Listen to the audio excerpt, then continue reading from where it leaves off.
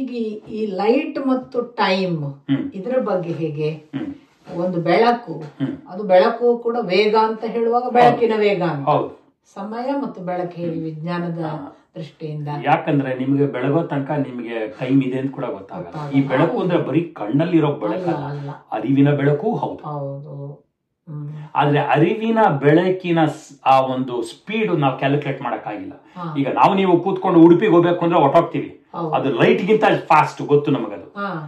ಅದ್ರ ಬಗ್ಗೆ ಯಾವ ತರ ನಾವು ಫಿಸಿಕಲ್ ಆಗಿ represent the speed of thought, ಅದನ್ನ ಫಿಸಿಕಲ್ ಆಗಿ ರೆಪ್ರೆಸೆಂಟ್ ಮಾಡಕ್ಕಾಗಿಲ್ಲ. ಸ್ಪೀಡ್ ಆಫ್ ಲೈಟ್ ಮಾಡಬಹುದು, ಯಾಕಂದ್ರೆ ಒಂದ್ ಕಡೆಯಿಂದ ಲೈಟ್ ಆನ್ ಮಾಡಿ ಇನ್ನೊಂದ್ ಕಡೆ ಹೋಗಿ ಅಲ್ಲಿ ಸ್ಪೆಕ್ಟ್ರೋಫೋಟೋಮೀಟರ್ ಇಂದ you can measure it 1,86,000 miles. ಅದಕ್ಕೆ ಆ ಬೆಳಕನ್ನೇ ಇವರು ಇದು ಬೇಸ್ ಆಗಿ ಇಟ್ಕೊಂಡ್ರು. ಏನೋ ಒಂದು ಬೇಸ್ ಇರ್ಬೇಕಲ್ಲ. ಈಗ ಬೇಸ್ 10 ಆದ್ರೆ 1 2 3 4 5 6 7 8 9 ಮಾಡ್ಬೋದು. ಬೇಸ್ 2 ಆದ್ರೆ 0 1 ಮಾಡ್ಬೋದು. ಅದರಲ್ಲೇ ಎಲ್ಲ ಎಕ್ಸ್ಪ್ರೆಸ್ ಮಾಡೋದು. So light speed it is the fastest we no.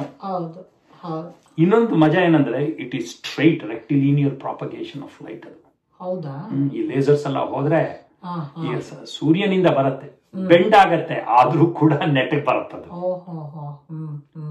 ಆಯ್ತಾ? ಅದರಿಂದ ಲೈಟ್ ನ ಇವರು ಸ್ಟ್ಯಾಂಡರ್ಡ್ ಆಗಿ ಇಟ್ಕೊಂಡ್ರು. ಅದಕ್ಕೆ ನಾನು ಯಾವಾಗಲೂ ಗುರುಗಳ ಹತ್ರ ಬನಜ ಗುರುಗಳ ಹತ್ರ ಮಾತಾಡ್ತಾ ಹೇಳ್ತಿದ್ದೆ, ಗುರುಗಳೇ ಅದಕ್ಕೆ ಲೈಟ್ರಿಂದಾನೇ ಎನ್ಲೈಟ್ನ್ ಆಗಕ್ ಸಾಧ್ಯ ಅಂತ, ಅದೊಂದ್ರಿಂದಾನೇ ಸಾಧ್ಯ ಅಂದ್ರು. ಅದಕ್ಕೆ ಅವ್ರು ಬಹಳ ಚೆನ್ನಾಗಿ, ಅದಕ್ಕೆ ಕಣೋ ಋಗ್ವೇದದಲ್ಲಿ ಬಿಗಿನಿಂಗ್ ಅಲ್ಲೇ ಅಗ್ನಿಮೀಳೆ ಪುರೋಹಿತಂ ಅಂತ ಶುರು ಮಾಡಿದ್ದು, ಅದು ಬಹಳ ಸತ್ಯ. ಇಲ್ಲೂ ಅಷ್ಟೇ, ಲೈಟ್ ಒಂದು ಬೇಸಿಕ್ ತೆಗೆದು ಬಿಟ್ರೆ ಇಡೀ ಫಿಸಿಕ್ಸ್ ನ ಪಂಚಾಂಗ ಕುಸಿದು ಬಿದ್ದೋಗುತ್ತೆ. ಬೇರೆ ನಮ್ಗೆ ರೆಫರೆನ್ಸೇ ಇಲ್ಲ. ಒಂದು ರೆಫರೆನ್ಸ್ ಬೇಕಲ್ಲಮ್ಮ ಅಲ್ವಾ? ಫೌಂಡೇಶನ್ ಹೆಂಗ್ ಕಟ್ಟೋದು. ಸೊ ಲೈಟ್ ನ ಬಹಳ ಚೆನ್ನಾಗಿ ಯೂಸ್ ಮಾಡಿದ್ರು. ಅಂಡ್ ಅದಕ್ಕೆ ಅಫ್ಕೋರ್ಸ್ ಐನ್ಸ್ಟೀನ್ ಇಂತ ಮುಂಚೆ ತುಂಬಾನೇ ಶ್ರಾಡಿಂಜರ್, ಮ್ಯಾಕ್ಸ್ವೆಲ್ ತುಂಬಾ ಕೆಲಸ ಮಾಡಿದ್ರು. ಆದ್ರೆ ಇವನು ಅದನ್ನ ಒಳ್ಳೆ ಫರ್ಮ್ ಮಾಡಿಟ್ಬಿಟ್ಟ. ಅವನ relativity theory, general relativity theory, special relativity theory, photo electric effect ಇಂದ ಬಹಳ ಅದನ್ನ as light can be taken and should be taken as the foundation in order to experience the time. So time is not individualistic but relativistic. ಅದರಲ್ಲೇ ಒಂದು famous experiment, ನಾನ್ train ಅಲ್ಲಿ ಕೂತಿದ್ದೀನಿ, ನೀವು platform ಅಲ್ಲಿ ಇದ್ದೀರಿ, ನೀವು ಮೂವ್ ಆಗ್ತಾ ಇಲ್ಲ, ನಾನು ಮೂವ್ ಆಗ್ತಾ ಇಲ್ಲ, ನನ್ನ ಟ್ರೈನ್ ಮೂವ್ ಆಗ್ತಾ ಇದೆ ಅಲ್ವಾ? ನನ್ನ ಪಕ್ಕ ಇನ್ನೊಂದು ಟ್ರೈನ್ ಅದೇ ಈ ಸ್ಪೀಡ್ ಅಲ್ಲಿ ಬಂತು, ಅದರಲ್ಲಿ ಇನ್ನೊಬ್ಬ ಕೂತಿದ್ದಾನೆ ನಮ್ಮ ಸ್ನೇಹಿತ. ಇದ್ದಕ್ಕಿದ್ದಾಗೆ ಒಂದು ಮಿಂಚೊಡಿತು. ಮಿಂಚಿಂದ ಬಂದಿರುವಂತ ಬೆಳಕು ಕಿರಣ ಅವನ್ನ ಅಪ್ರೋಚ್ ಮಾಡೋದು, ನನ್ನ ಅಪ್ರೋಚ್ ಮಾಡೋದು, ನಿಮ್ಮ ಅಪ್ರೋಚ್ ಮಾಡೋದು ಡಿಫರೆನ್ಸ್ ಇದೆ ಟೈಮ್ ಅಲ್ಲಿ. ಸೊ ಒಬ್ಬ ಮುಂಚೆ ನೋಡಿರ್ತಾನೆ, ಅವನು ಒಳ್ಳೆ ಅಪರೋಕ್ಷ ಜ್ಞಾನ ಇರುತ್ತೆ, ಯಾಕಂದ್ರೆ ನಮಗಿಂತ ಮುಂಚೆ ಅವನು ನೋಡಿರ್ತಾನೆ. ಇದು ಪೂರ್ತಿ ಬರೀ ಫಿಸಿಕ್ಸ್ ಬಗ್ಗೆ ಹೋದಾಗ ಬಹಳ ಒಂಥರ ರೋಚಕವಾದ ಒಂದು ಸಂಗತಿ. ಅದರಿಂದ ಹಿಂದೆ ಏನಾಯಿತು ಅಂತ ನೋಡಕ್ ಸಾಧ್ಯನಾ? ಹೌದು ಸಾಧ್ಯ. ಯಾಕಂದ್ರೆ ಬೆಳಕಿನ ಒಂದು ಆ ಬೆಳಕೆಲ್ಲೂ ಹೋಗಿಲ್ಲ, ಇಲ್ಲೇ ಇದೆ, ನೋಡಕ್ ಬರಲ್ಲ ನಮ್ಗೆ. ಮುಂದೆ ನೋಡಕ್ ಸಾಧ್ಯನಾ? ಹೌದು ನೋಡಕ್ ಸಾಧ್ಯ. ನಮ್ಗೆ ಡಿಟರ್ಮಿನಿಸ್ಟಿಕ್ ಫ್ಯೂಚರ್ ಅನ್ನೋದು ಗೊತ್ತಿಲ್ಲ, ಪ್ರಾಬಬಿಲಿಸ್ಟಿಕ್ ಫ್ಯೂಚರ್ ಗೊತ್ತು, 89%, 90%. ಅಂಡ್ ಅದು ನಾವೇನ್ ಮಾಡ್ತೀವಿ, ಹಿಂದೆ ಆಗಿದಿರೋ ಒಂದು ಎಕ್ಸ್ಪೀರಿಯನ್ಸ್ ಇಂದ ಮುಂದೆ ಈ ತರ ಆಗಬಹುದು ಅಂತ ನಾವು ಮ್ಯಾಥಮ್ಯಾಟಿಕಲ್ ಆಗಿ ಕ್ಯಾಲ್ಕುಲೇಟ್ ಮಾಡ್ತೀವಿ. ಅದು ಎಲ್ಲಾ ಸತಿ ಸತ್ಯ ಆಗತ್ತೆ ಅಂತ ಇಲ್ಲ. ಯಾಕಂದ್ರೆ ನಮ್ಮ ಮ್ಯಾಥಮ್ಯಾಟಿಕ್ಸ್ ನ ಹೇಳದಂಗೆ ಅದೊಂದು ಸರಳ ರೇಖೆ, ಅದು ಇದು ಸ್ಟ್ರೈಟ್ ಲೈನ್ ಅದು. ಆದ್ರೆ ಯಾವ್ದು ಸ್ಟ್ರೈಟ್ ಲೈನ್ ಅಲ್ಲಿ ಇಲ್ಲ. ಯಾತಿಕ್ಕಿಲ್ಲ ಅಂದ್ರೆ ಒಂದೊಂದಕ್ಕೆ ಒಂದೊಂದು ಬೇರೆ ಎನರ್ಜಿ ಕಂಡೀಷನ್ಸ್ ಇರುತ್ತೆ. ಆ ಎನರ್ಜಿ ಇಟ್ಕೊಂಡು ಅದು ಆ ಒಂದು ಪರ್ಟಿಕ್ಯುಲರ್ ಕ್ವಾಂಟಮ್, ಆ ಒಂದು ಶಕ್ತಿ ಬೇರೆ ಬೇರೆ ಎಕ್ಸ್ಪೀರಿಯನ್ಸಸ್ ಆಗಿರುತ್ತೆ. ಅದರಿಂದ ಏನೋ ಒಂದು ಕ್ರಿಯೆ ಬಂದಿರುತ್ತೆ. ಕರ್ಮ ಥಿಯರಿ ಬಂದು ಕೂತ್ಕೊಳತ್ತೆ ಅಷ್ಟೇ, ಇನ್ನೇನಿಲ್ಲ. ಮಾಡಿದುಣ ಮಹಾರಾಯ ಇದೆಯಲ್ಲ, ಅದು ಪರ್ಫೆಕ್ಟ್ ಆಗಿ ಬಂದು ಕೂತ್ಕೊಳತ್ತೆ. ಈಗ ನೀವು ಬೆಳಕನ್ನು ಮೊನ್ನೆ ನಂಗೆ ಎಕ್ಸ್ಪ್ಲೇನ್ ಮಾಡುವಾಗ ಏನೋ ಮಾತಾಡ್ತಾ ಹೀಗೆ ಹೇಳಿದ್ರಿ, ಅದು 3 ತರ, ಒಂದು ಅಲೆ, ಒಂದು ಸರಳ ರೇಖಾತ್ಮಕ, ಮತ್ತೊಂದು ಕಿಡಿಯ ಹಾಗೆ. ಅದು ಏನು? ಅದೇನಂದ್ರೆ ಚಲನೆ ಬಂದಾಗ ಅದೊಂದು ಅಲಿಯಾಗೂ ಹೋಗಬಹುದು, ಇಲ್ದೇ ಇದ್ರೆ ಒಂದೊಂದೇ ಒಂದೊಂದೇ ಒಂದೊಂದೇ ಪಲ್ಸ್ ಆಗು ಹೋಗ್ಬಹುದು, ಸ್ಪಾರ್ಕ್ ತರ. ಆಯ್ತಾ? ಇನ್ನೊಂದೇನಂದ್ರೆ ನೀವು ಒಂದು ಲೈಟ್ ನ ಒಂದು ಡೈಮೆನ್ಷನ್ ಅಲ್ಲಿ ತಗೊಂಡ್ರೆ it is just A packet of energy, ಅಷ್ಟೇ ಮುಗಿದೋಯ್ತು. ಸೊ ಈಗ ನಮ್ಮ ಜೀವ ಹೇಳೋ ಹಂಗೆ, ಉಪನಿಷತ್ತಲ್ಲಿ ಹೇಳೋ ಹಂಗೆ, it is just A spark ಅಷ್ಟೇ, ಒಂದು ಕಿಡಿ. ಆ ಕಿಡಿ ಒಳಗಡೆ ಅವನು ಅಂತರಿದ್ದಾನೆ, ಅವನೇ ಬಹಿರ್ರು ಇದ್ದಾನೆ.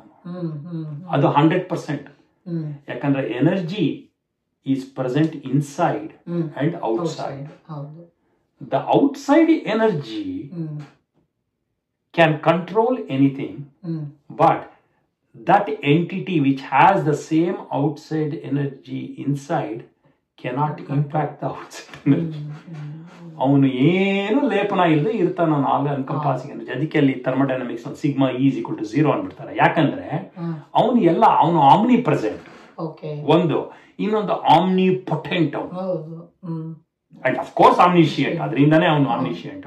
ಸೊ ಈ ಆಮ್ನಿಪೊಟೆಂಟ್ ಎನರ್ಜಿ ಏನಂದ್ರೆ it is the only independent energy. ಅಂದ್ರೆ ಅದು ಸ್ವತಂತ್ರ ಅಂತಲ್ಲ, ಅದು ಏನೋ ಇಟ್ ಈಸ್ ಸೆಲ್ಫ್ ಡಿಪೆಂಡೆಂಟ್ ಅಂತ ಹೇಳ್ಬೋದು. ನಿಜವಾದ ಇಂಡಿಪೆಂಡೆನ್ಸ್ ಅನ್ನೋದಕ್ಕೆ ಸ್ವತಂತ್ರ ಅಂತ ಹೇಳಕ್ಕಾಗಲ್ಲ. ಸ್ವತಂತ್ರ ಏನು ಇಲ್ಲ, ಅವನ ಮೇಲೆ ಅಂದ್ರೆ ಆ ಎನರ್ಜಿ ಮೇಲೆ ಡಿಪೆಂಡ್ ಆಗಿದೆ. Because that energy expresses it self according to its innate characters, ಸ್ವಭಾವ. ಈಗ ಜೀವನಿಗೆ ಸ್ವಭಾವ ಇದೆ, ಭಗವಂತನಿಗೆ ಸ್ವಭಾವ ಇದೆಯಾ? ಅಗತ್ಯವಾಗಿದೆ. ಸರ್ವ ಸ್ವಭಾವನೂ ಒಂದು, ಯಾಕಂದ್ರೆ ಅವನಿಂದಾನೇ ತಾನೆ ನಮ್ಗೆ ಒಂದು ಮುಕ್ಕಾಲು ಎರಡು ಮುಕ್ಕಾಲು ಬರೋದು. ಅವನ ಸ್ವಭಾವ ಇಲ್ಲದೆ ನಮ್ಗೆ ಸ್ವಭಾವ ಬರಲ್ಲ.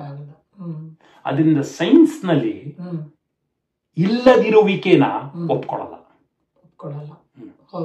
The absence of an entity can be recognized, but the absence of an entity is not an independent state.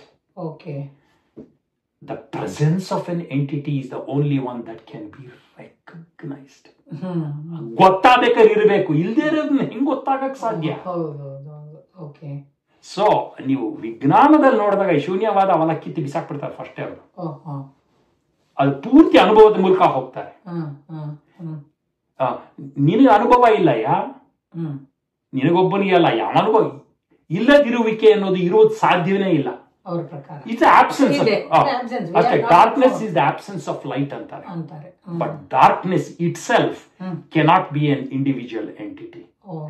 ಅದರಿಂದ ಈ ನೋಡಿ ಇಲ್ಲಿ ಈ ಲಾ ಆಫ್ ಈಕ್ವಲೈಸೇಷನ್ ಅಂತ, ಇವಾಗ ಒಂದು ಹೈ ಪ್ರೆಷರ್ ಏರಿಯಾ ಇದೆ, ಗ್ಯಾಸ್ ಆಗ್ಲಿ ಲಿಕ್ವಿಡ್ ಆಗ್ಲಿ ಏನಾಗ್ಲಿ, ಒಂದು ಲೋ ಪ್ರೆಷರ್ ಏರಿಯಾ ಇದೆ. ಆ ಒಂದು ಈ ಪ್ರಪಂಚದಲ್ಲಿ ಇರುವಂತ ಒಂದು ಕ್ಯಾರೆಕ್ಟರ್ ಏನಂದ್ರೆ ಹೈ ಪ್ರೆಷರ್ ಇಂದ ಲೋ ಪ್ರೆಷರ್ ಹೋಗ್ಬಿಟ್ಟು ಪ್ರೆಷರ್ ಈಕ್ವಿಲಿಬ್ರಿಯಂ ಮಾಡ್ಬಿಡುತ್ತೆ.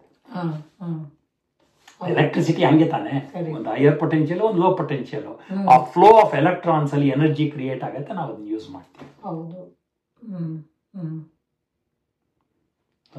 ಈಗ ನೀವು ನನಗೆ ಹೇಳಿದ್ರಿ ಬೆಳಕು ಒಂದು ಕಡೆ ಸ್ಟ್ರೈಟ್ ಹೋಗುತ್ತೆ, ಕೆಲವೊಮ್ಮೆ ಅಲೆ ಮತ್ತು ಕೆಲವೊಮ್ಮೆ ಇದಕ್ಕೆ ರೀಸನ್ಸ್ ಕೊಡ್ತಾರೆ ಯಾಕೆ ಅಂತ. ಅದ್ರ ಮೀಡಿಯಂ ಮೇಲೆ ಡಿಪೆಂಡ್ ಆಗುತ್ತೆ ಅಷ್ಟೇ. ಅದು ಯಾವ ಮಾಧ್ಯಮದ ಮೇಲೆ ಹೋಗುತ್ತೆ ಅದರ ಪ್ರಕಾರ ಲೈಟ್ ಚೇಂಜ್ ಆಗೋಗ್ಬಿಡುತ್ತೆ. ಈಗ ನಮ್ಗೆ ಕೆಲವೊಮ್ಮೆ ಒಂದು ತಿಳಿವಳಿಕೆ ಬರ್ತದೆ ಅರಿವಿನ ಭಾಗವಾಗಿ, ಅದು ಒಂದು ತರ ಅಂದ್ರೆ ಇನ್ನೊಂದರಿಂದ ಅಲುಗಾಡಿಸ್ಲಿಕ್ಕಾಗದಂತಹ ತೀರ್ಮಾನ ನಾನು ಎಣಿಸುದು ಅದು ಸರಳ ರೇಖೆಯ ಏನ. ನಮ್ಗೆ ಕೆಲವು ತುಂಬಾ ಥಾಟ್ ಪ್ರೊಸೆಸ್ ನ ವೇವ್ಸ್ ಬರ್ತವೆ, ಅದು ನೀವು ಹೇಳುವ ವೇವ್ಸ್ ಏನ. ಕೆಲವೊಮ್ಮೆ ಕೆಲವು ಸ್ಪಾರ್ಕ್ ಆಗತ್ತೆ, ಸಣ್ಣ ಸಣ್ಣ ಸ್ಫುರಣ, ಅದು ಕಿಡಿ ಇವೆಲ್ಲವೂ ನನ್ನ ಒಳಗಿನ ಬೆಳಕನ್ನು ನಾನು ಹಾಗೆ ನೋಡ್ತಾ ಇರುವುದು. ಹಾಗೂ ಇರಬಹುದೇ ನನ್ಗೆ ಗೊತ್ತಿಲ್ಲ, ನನ್ಗೆ ಇರ್ಲಿ. ಇದು ಎಲ್ಲವೂ ಕೂಡ ಅಲ್ಟಿಮೇಟ್ಲಿ ಯಾವುದೋ ಎನರ್ಜಿ ಒಟ್ಟಿಗೆ ಮಾತಾಡ್ತಾ ಇದ್ದೀರಿ ನೀವು.